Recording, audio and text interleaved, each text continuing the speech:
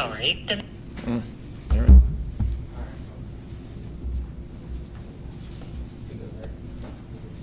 You ready? Okay. Good to go?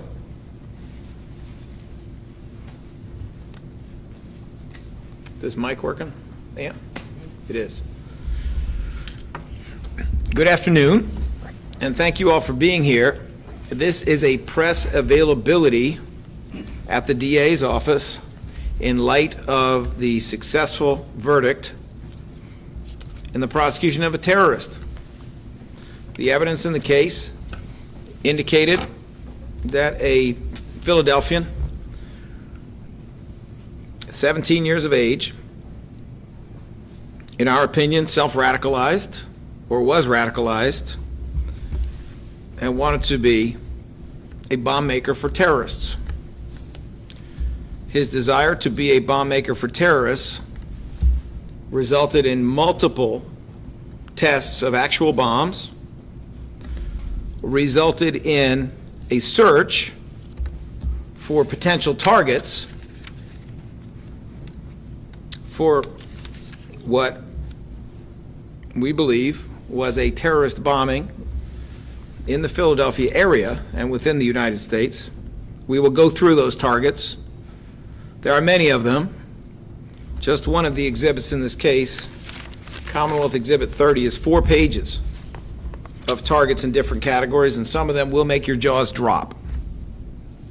He now stands convicted of most of the charges in the case, including attempted weapons of mass destruction, risking a catastrophe, among other charges. And we find ourselves in a moment when we are getting ready to go to court at 2 o'clock for further litigation about his bail status. Our position, as we articulated in court, is he absolutely needs to be locked up. The court indicated, and this is Judge Hangley, indicated she may take a different position, and therefore there will be a discussion at 2 o'clock in our courtroom to determine whether or not we need to appeal this decision, whether or not she will stand by that decision. I won't comment in great detail on that because that is pending, but I think it's very important that we hear from First Assistant Bob Listenby, who along with our Chief of Juvenile, Chris Angelo, personally prosecuted this case from the first time we were contacted by the FBI through the end of this jury trial, every step of the way. I think it's important you hear from him, and then he will have to go to court to address this issue of whether or not the defendant will be on house arrest out in the community, or the defendant will be where he has been until now on $5 million bail, which is in custody. It is my pleasure to bring forward Bob Listenby, who personally prosecuted the case. As many of you know, he was also Barack Obama's Chief of Juvenile Justice in his second term, and his entire career has mostly been dedicated to criminal justice for juveniles, including this incredibly important and unusual matter. Mr. Listenby. Thank you very much, DA Krasner. As the DA indicated, my colleague Chris Angelo and I have been working on this case for quite a while. Today, the jury convicted Mr. Abdul-Rahman, the junior, the son of a very distinguished criminal defense lawyer here in the city and county of Philadelphia, of attempted weapons of mass destruction. The specific types of bombs that he was in the process of creating include TATP, which is one of the most volatile and destructive weapons imaginable, so destructive that the FBI bomb tech, Mike Rubel, who testified as an expert in the trial, indicated that the FBI prohibits any bomb techs or anyone within the FBI from making this particular destructive weapon. This defendant, by his own admission, a statement that was Mirandized, where his father, a defense attorney, was present, indicated that he had attempted to make TATP in his backyard on the sidewalk, that he didn't really get the ingredients right, and maybe for his good fortune that he didn't. He also had present in his room multiple indicators of other attempts to make weapons, and also in a statement he indicated that he had made 12 to 20 attempts to make weapons. He was looking forward to going to Morris Park, where he was planning to make a very big bomb. In his statement, he indicated that that was going to be a pressure cooker bomb. It is our assessment, based upon intelligence and intelligence analyst, Ms. Janelle Gale, who testified at the trial, that he was planning to attack a facility within the Philadelphia area. We had a list of all those facilities. We will provide that list. Among the items on the list are the Valley Forge Military Academy and College. He had a map of that area. He had also looked extensively at the parade that had taken place here in the city and county of Philadelphia. Let me just read to you some of the searches that were surrounding that. This individual had a grievance against homosexuality. He asked the question in one of his searches, what is the punishment for homosexuality in Sharia or Sharia law, which is the Muslim law as I understand it. And he then also indicated in a statement that he felt that the homosexual agenda in the United States was too extensive, along also with some of the conservative agendas of the Proud Boys and others. He indicated all along that he wanted to become a bomber. No question about it. A bomber. And he wanted to work for KTJ, which is an extremist group in Syria, and HTS, also an extremist group in Syria. He was planning all along to go there and never return to the United States. He had acquired a lot of equipment to take with him. He also had acquired his passport, and he's working on plans to be able to go there. As you look at one specific research item, I want to indicate here, what is the punishment for homosexuality in Sharia? Please, seeking notifications of parades and rallies. This was all taken on about the 30th of May, 2023. Notice of all parades, parade trackers, the Gay Pride Parade, trash can bombs in downtown Philadelphia, and also smoke grenades and so forth. It is our view, and also the view of the FBI intelligence analysts, that these are tactical and logistical items and places that he was seeking to possibly target here in the United States. He said he was not planning to target any place in the United States, but every indication that we have is that he was. We provided you a list of United States military facilities and entities, U.S. energy and economic infrastructures. Also, we provided a list of explosive chemicals, drones, and weapons that he had searched for. There were 8,000 searches, so this is a selective list of searches, and also shipping cargo, screening of cargo, shipping of firearms. What shipping company delivers the most illegal materials, shipping illegal items, cargo shipping containers, gun smuggling in the United States. These are obviously the kinds of things that someone who is interested in acting illegally wants to do. Now, obviously, let me be clear. In the United States, if you want to go to Syria and fight as a jihadist, it's not against the law. If you want to go to Ukraine and fight on behalf of the Ukraine army, it's not against the law. It's when you begin to make bombs, especially very dangerous bombs, and explode them in your backyard, you deceive your parents and friends and relatives, and that's what you're going to do, that is illegal, and that needs to be prosecuted, and that's what the jury also believed in finding him guilty of attempted weapons of mass destruction.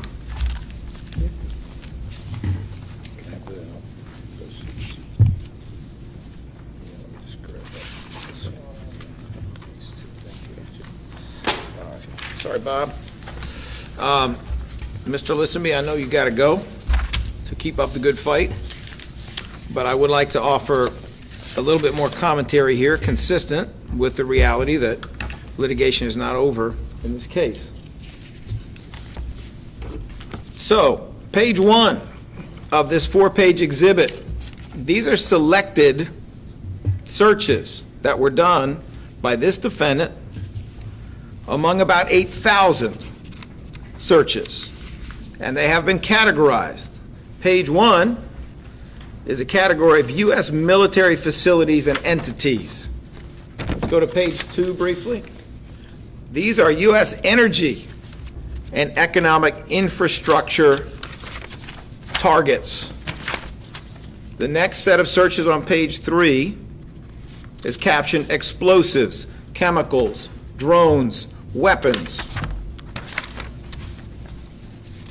And on the 4th page, we have shipping, cargo, screening of cargo, shipping of firearms. Finally, on the last page, we have Pennsylvania/New Jersey - specific. Let's just stop here for a minute. The top search is, quote, Philadelphia gay parade, unquote. Right next to that, on this exhibit, which was introduced in court, quote, Philadelphia Taurus cans downtown, unquote. I assume that's trash cans downtown. Next one, quote, parade tracker, 2023 Philadelphia, unquote. Does anybody remember who used trash cans, mailboxes to carry out a terrorist act in the United States? It's the Boston Marathon. Pressure cooker bombs secreted in locations along the route of that run, mass destruction, murder, mayhem. That is what happened there.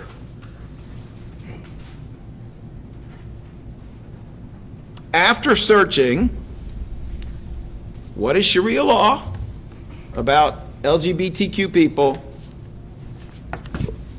we are now researching what is obviously targets, including gay pride, in the city of Philadelphia. It is wonderful news that the FBI became aware of this defendant. It is wonderful news that he was stopped in his continuous process of testing explosives, bigger and bigger explosives. That is wonderful news, because Philadelphia could have been New Orleans. Philadelphia could have been Boston. And frankly, our concern about the custodial status of this young man who has been in custody now on $5 million bail and is now convicted, our concern is that Philadelphia does not become New Orleans and that it does not become Boston during the Boston Marathon. I do not say this lightly. You need a little more?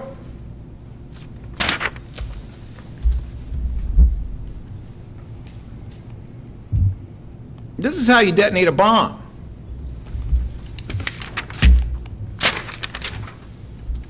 This is how you design things that blow up. Shall we go on? We're not writing fiction here. We're talking about a young man in a residential neighborhood whose bedroom had an ISIS symbol on the outside of the door, who lived in a house that was full of firearms, and I mean dozens of firearms, and who wanted to become a bomb maker for terrorist groups in Syria. That's what we're talking about. His targets and his research about targets were not confined to just the Philadelphia Gay Parade. How about some of these? Let's go back to the U.S. military facilities and entities on the first page of Exhibit C30, which was introduced into evidence. Second line, Air Force Academy. Third line, Valley Forge Military Academy and College map. How about Army West Point map? National Guard deployment. Military airfield. The Pentagon, which was, of course, one of the targets of Al-Qaeda in 9/11. I could go on. Army-Navy game parade. Army-Navy game down at the bottom. Or we could look at page 2, U.S. energy and economic infrastructure.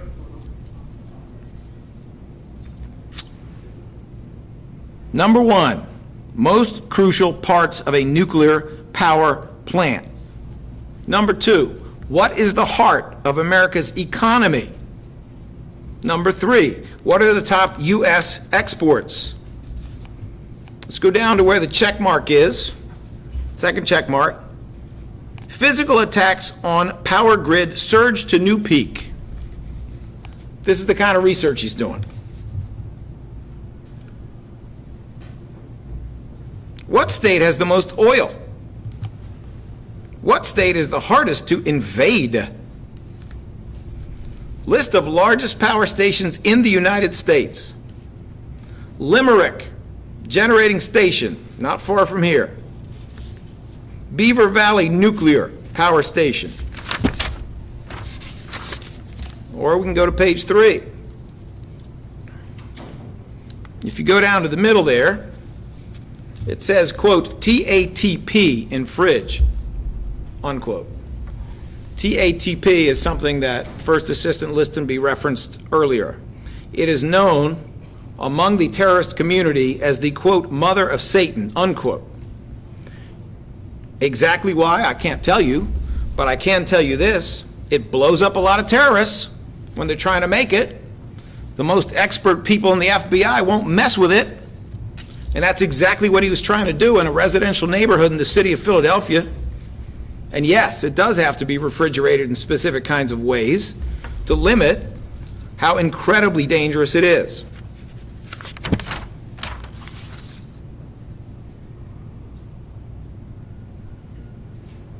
Oh, I don't know, as long as we're at it, let's flip the page. We are now actually on page, it should be page 4, one before the one you're showing, please. See the check mark? Oh, I think we're on the wrong page. Can we go one more, please? Or one back?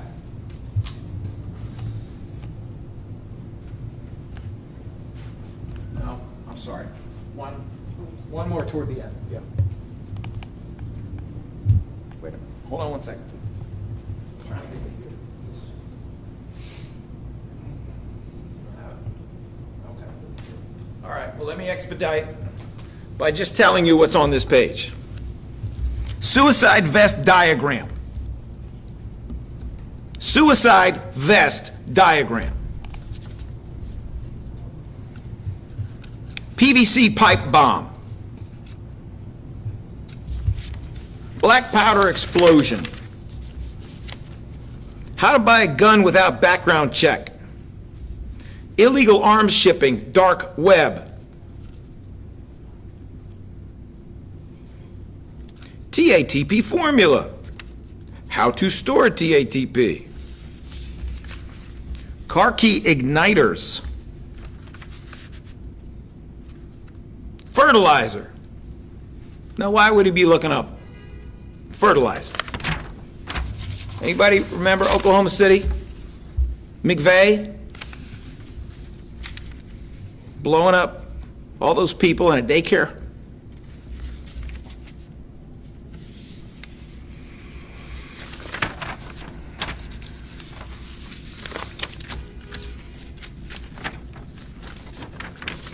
We appreciate the service of the jury.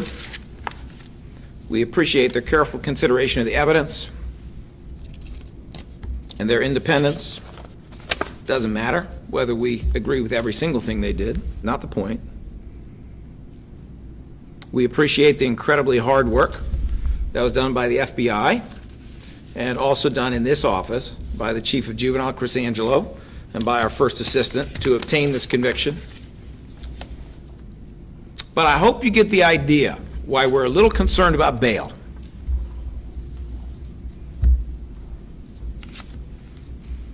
It is 1:59 p.m.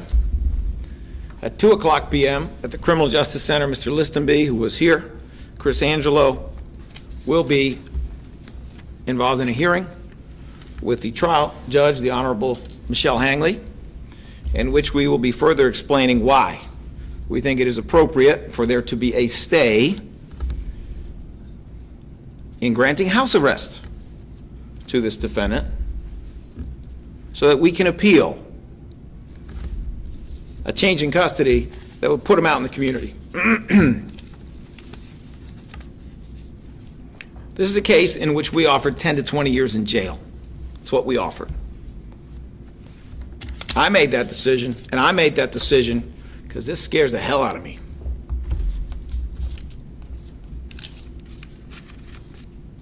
This is not an administration that stands for the idea everybody should be locked up. This is an administration that looks carefully at the individual who is charged with a crime, at the potential that they have for rehabilitation, for reform, for safe conduct out in the community, and for danger. I got to tell you, when I said 10 to 20, it felt a little light. Years I'm talking about.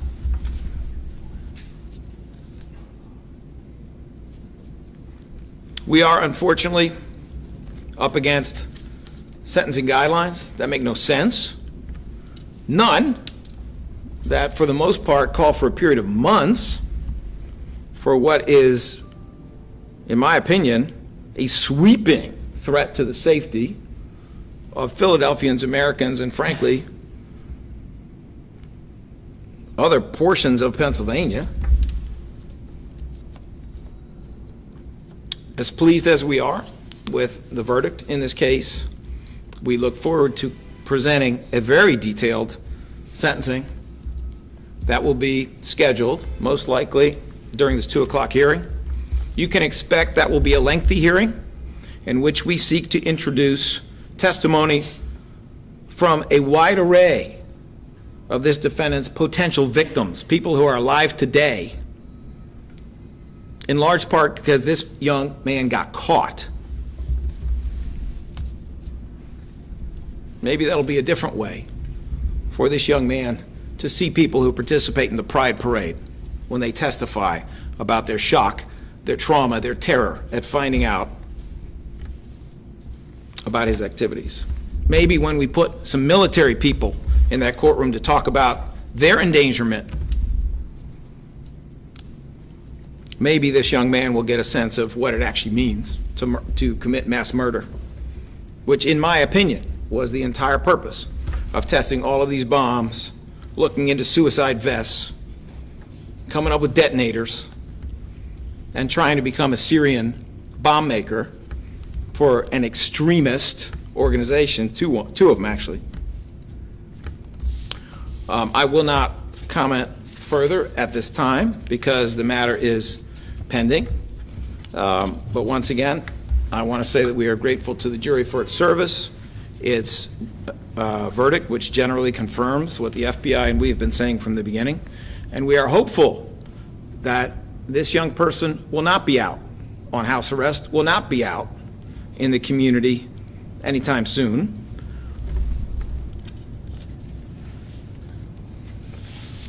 However, if the court determines that the court is going to do that, we will be happy to appeal. Thank you very much.